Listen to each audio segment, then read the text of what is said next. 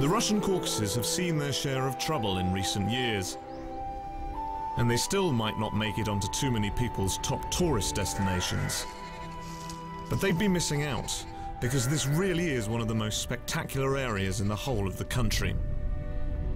Towering mountains and endless valleys are home to a diverse people who'll bend over backwards to make you feel welcome. I was heading for the Republic of Karachay Cherkess, and I couldn't wait.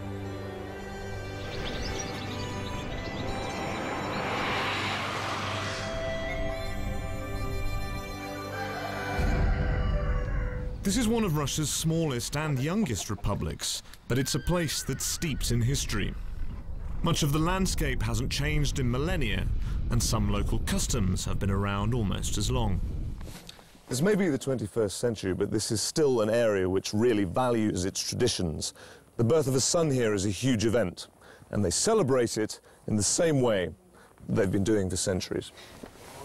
As the head of the household, it's the grandfather's job to help prepare the boy for his journey into manhood. And in an area where everyone grows up riding horses, the gift of a handmade whip is both practical and highly symbolic. Whenever my grandson goes on a trip to faraway places, he will take the whip with him, as a reminder of his grandfather, his clan, his country and his people. It's like his soul. And it's a real work of art. The whip is made by a master craftsman from strips of wild goat skin, meant to symbolize strength.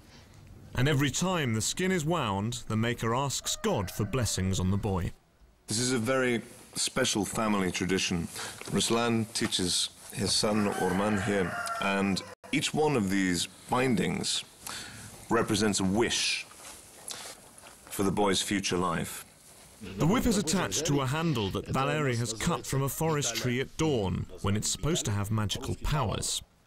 But the finished article is only presented when the boy turns 9 years old, and it's deemed he can handle the responsibility.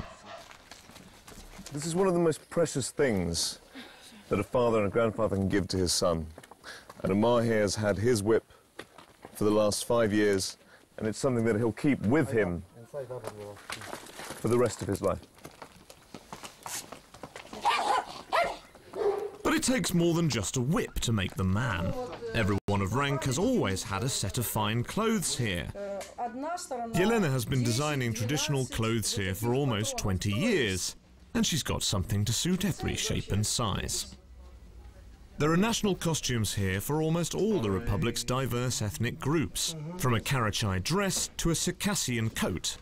The work is incredibly colourful and detailed, and each piece is worked on extensively to make it as authentic as possible. And that means they're as difficult to get into now as they were 100 years ago. But it's not just the ladies who got to stand out from the crowd, as I was about to find out. And you'd certainly be difficult to miss in this headgear. So, apparently this is the glamorous costume of the traditional Caucasian bridegroom. Now, all I need is to find the right lady to fit this beautiful costume too. Where could she be? But before you can go courting in this area, there's another rite of passage that all the boys have to go through. This is wrestling Caucasian style. In towns and villages all across the region, boys grow up grappling. And you'd better turn in a good performance if you've got a coach like Sagid. Oh, he got his head smacked. They take no prisoners here, do they? And you get a smack around the head for your troubles as well. This type of wrestling is unique to this area. Back during Soviet times, there were more than a dozen regional tournaments annually, and elements of the Karachayev style can be found in modern Greco-Roman and freestyle wrestling. And traditionally, there was much more at stake than just bragging rights. If you want to marry a girl from another mountain village, a bridegroom should come to her place. He has to fight. If he wins, the girl will be his. If not, the girl will stay at home. There's fight dates from time immemorial. But if you lost, you had to slink back to your village with your tail between your legs. And of course, any visitor was duty-bound to join in the fun. You know when you know something is about to happen and it's just never gonna go well? Okay, if this is the last time you see me, you'll know why. Go, go, go!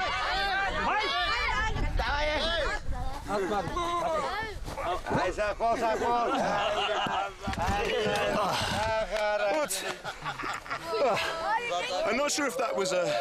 Did I lose that or did I win that? Sure. Okay, I think that was officially a draw. Time for round 2. Go, go, go! Go, go, go!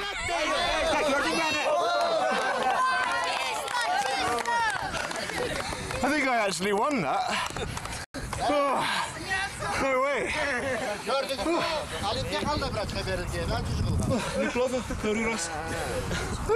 had to throw him through the hip. Enough for me, I think.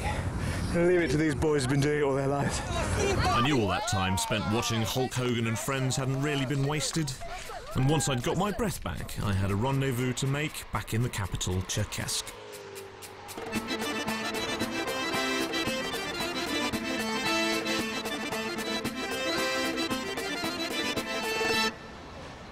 So I found some traditional clothing, and I've even proved myself in deadly one-on-one combat. So apparently now I'm ready to meet some of the local ladies. And supposedly the most beautiful and talented ones are right here in Cherkess National Theatre. Music and dance are really at the heart of Karachay culture, and this theatre is the home of the region's best dance troupe. It may look like a spectacular routine, but apparently it's all inspired by some particularly sprightly shepherds. They used to dance it up in the mountains. That's when they drove their sheep to pastures. And their movements were jerky and energetic. That's what they had to do to keep steady in the mountains. And that's how this dance was born. But not all the dances go at 100 kilometers an hour, and the troupe also have some dignified, slower numbers, which I was about to disrupt. Oh, this is going to end badly. Okay, I'm gonna watch him. I'm sorry in advance. Tack.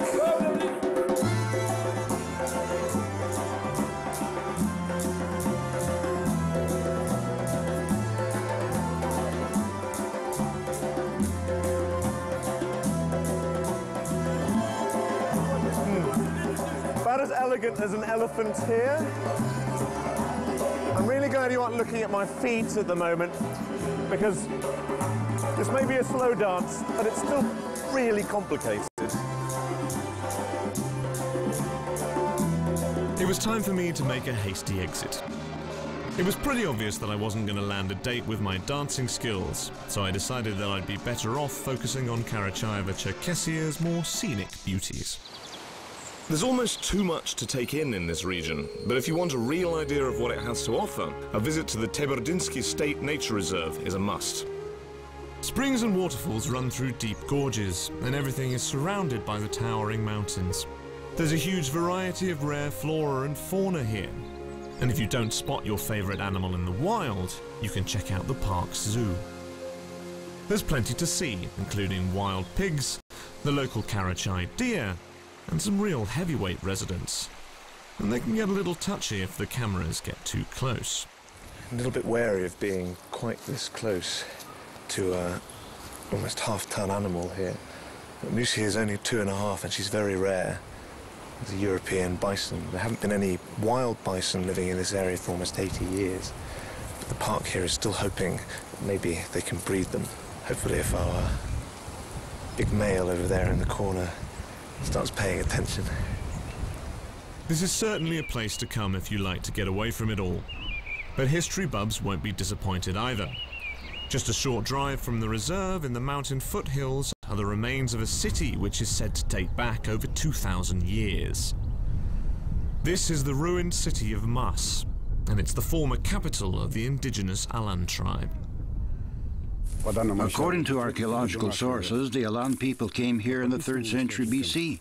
But other sources claim it was the 1st century AD. Alan tribes occupied a vast area stretching from the Argun River to what is now the Krasnodar territory. Most of the city was destroyed in the 14th century, but some buildings are still here, including the oldest functioning chapel in the country. As I've already told you, at the territory of the ancient settlement, 3 temples were situated. This is the southern. It was fully restored in the 19th century. All restored and... The top was damaged. And further into the city, there's a beautifully preserved cathedral dating back to the 10th century. There's not too much left inside this ancient cathedral, but this original baptismal font has been here for more than 1,000 years. And when the town was being converted, the people would come through here as pagans, receive the blessing from the priest, and leave through here as new Christians. But the churches aren't the only religious symbols that remain in this area. It might only have been discovered in the late 1990s, but one icon has had visitors trekking up the hillsides in their thousands. You definitely feel like you're atoning for some sins coming up this way. I don't know, maybe that's the point. And just across the ledge is the picture that everyone comes to look at. Well, it's definitely worth the trek. Now, the locals believe that this painting of Jesus is the oldest icon in the whole of Russia. It dates back to the end of the 10th century, the beginning of the 11th century, and it's made of egg-based paint. And you can see how popular a spot it is for pilgrims by all the candles here and the coins that people have left. Really amazing that it's still here after all this time.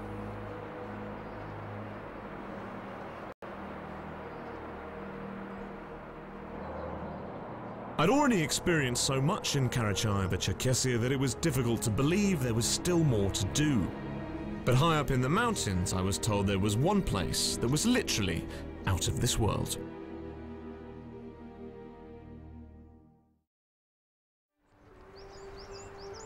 Karachay Cherkess offers some of Russia's most stunning scenery.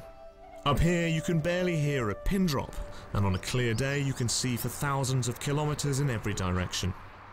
It's difficult to imagine a better spot to look up and admire the heavens. It's not just nature lovers who are at home here in the stunning Caucasian mountains. The area is also a vital one for scientific research. And just behind me, you can see the largest telescope in the Eastern Hemisphere. Walking through the doors of the dome, it's difficult not to be impressed by the sheer size of this instrument. It was completed in 1975 and was the biggest optical telescope in the world until 1993. We can study with our telescope very distant quasars, which have age maybe few hundred million years, starting from the start of from born of our universe. Right. So we see the most distant objects in our universe. Valeri's enthusiasm for his work is infectious. We talked about nebulas and galaxies, comets and asteroids, and he spent years observing them all. The scope's prime mirror is 6 meters in diameter, and there's a full-time team of engineers here to make sure it stays in prime condition and that everything moves smoothly. So now we almost prepared all necessary for observing of astronomical objects. Dome is open, Yep. you see. The covers of main mirror also is open. And now the telescope is pointing on coordinates which our astronomers pass to the system of control of telescope. The observatory continues to attract eminent scientists from across the globe, and on a clear night the results can be truly spectacular. I almost feel like I could be in an old sci-fi film standing here in this huge dome, but this giant telescope continues to give more and more information about the universe, and that's down to some pretty impressive Soviet engineering and the pristine beauty of these Caucasian mountains. But unsurprisingly, for most people who come here, the mountains are more about snowboarding than stargazing. The ski resort of Dumbai is one of the region's biggest tourist resorts, with some of the fastest ski slopes in the country. And to make sure it keeps growing and developing, organisers have brought in a little help from abroad. And I was heading up 3,000 metres to meet him. Mike? James? Hi, so I found my American snowboarder in Dumbai. Fantastic. So, you are one of the men building this snowpark? Exactly. Would you mind showing us around a little bit? You bet.